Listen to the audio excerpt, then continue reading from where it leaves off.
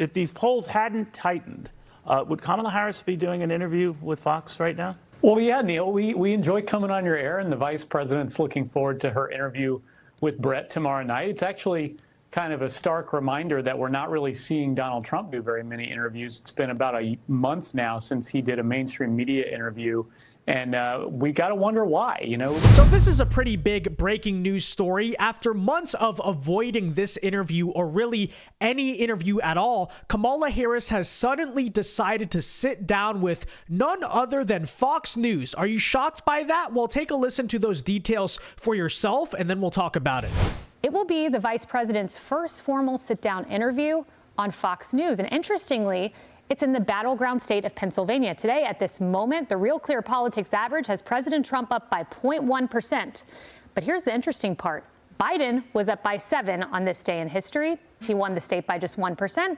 And the even greater, more interesting part is Hillary Clinton was up 8.2%. She went on to lose the battleground state of Pennsylvania. Thanks to everyone. Now here's America. So you heard it right there out of Fox News' own mouth. Suddenly, out of nowhere, Kamala Harris is agreeing to this interview. What exactly is going on there? What is the motive? We will tell you all about that here today, and I'll give my thoughts. But first, please do us a big favor. If you're enjoying the content, go ahead and hit that subscribe button down below. Your subscriptions, trust me, go a long way in ensuring we can keep bringing you these videos, and it's also a great way to stay on top of the news. And all you gotta do, it's totally free, is hit that red button right below your screen. And with that said, okay, point number one. I guess you could sit here and say, wow, oh my gosh, I can't believe it. Kamala is actually sitting down with Fox News. You know, she was terrified to do any interviews, and then all of a sudden, she's willing to go into hostile territory. Although I would point out, I wouldn't necessarily call it hostile, considering it is Bret Baier who's going to be conducting the interview. And of course, many people would basically accuse me of coping or making preemptive excuses here, but it's just the simple truth. And anyone who actually watches Fox News will know this. Bret is not exactly your typical right-wing, hardcore conservative guy that you would expect from the stereotype of Fox News. At best, and I mean seriously at best, he's a down-the-middle, center-of-the-road newsman, and some would say he's a little more liberal-leaning than that. Whatever, either way, the point is, she's not exactly taking the hard-hitting, gotcha-coming-at-you interview that you would expect, that they are hyping this up to be, right? Because Kamala's campaign is going to project, as usual, fake toughness. Wow, Kamala's willing to go against Fox News. Trump could never do this to CNN, even though, again, they took the easiest host at Fox you possibly could. So that is thought number one. I'm sure Bret Baier will ask some decently tough questions here and there, but it's overall a softball compared to what you would really expect from the stereotype of what a Fox News interview with a Democrat presidential candidate actually would be. But takeaway number two here, and I don't want to sound like a broken record, but it's absolutely true. The Kamala campaign is fundamentally desperate. It's not calculated to make any sense. It's a desperation move, and you're seeing tons of desperation moves. It reeks from the Kamala Harris campaign at this point, not just because she's doing all of these strange podcasts, that call her daddy podcast, or the bizarre appearance on The View. You know, these are desperation moves by a campaign that is clearly floundering right now. Yesterday, Michelle Andrews, a co-chair of her campaign, said that they've released an 82-page economic policy plan. I just have a point to make on that one. Okay, any campaign that is relegated to releasing giant binders filled with policy loses. Okay, you remember Mitt Romney in 2012. There's a lot of talk about his giant tax plan, like this huge binder filled with tax plan. He lost. Elizabeth Warren in 2020. If you have to say to the American people, here's what my boys in the back room put together as a policy, the American people don't want to hear it. They don't think you're going to effectuate it. The thing that is so off-putting about Kamala Harris is that either you already know her worldview, which is radical left, or you have no idea what her worldview is, and she's not clarifying it for you because she doesn't want you to know her worldview, and she's just an empty vessel. Either way, that's a bad answer. So, Ben.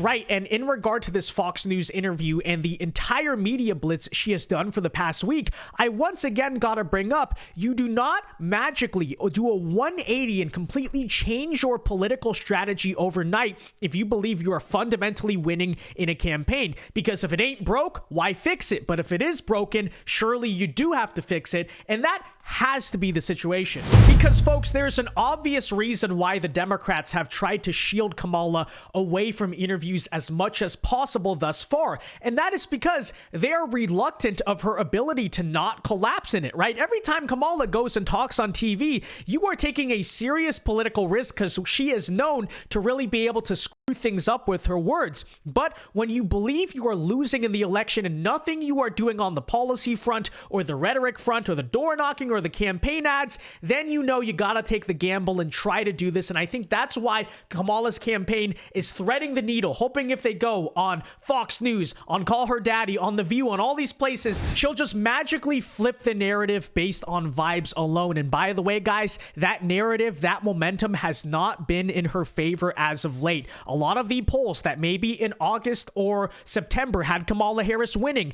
now show that either her lead has shrunk substantially, or as we take a look, for instance, at the RCP polling averages here, assuming no toss-up states, so this is essentially saying if all of the current polling averages translated exactly to what you see on election day, Donald Trump would enjoy an electoral college victory over Kamala, 302 to 236, and this is with the public polling. We've heard reports this entire election cycle that Kamala's internal data may be a lot worse than they are publicly allowing people to admit. So yeah, again, in reference to Wednesday's Fox News interview, what you are seeing are telltale signs of desperation by a fundamentally desperate campaign. I will say it once again. If these polls hadn't tightened, would Kamala Harris be doing an interview with Fox right now?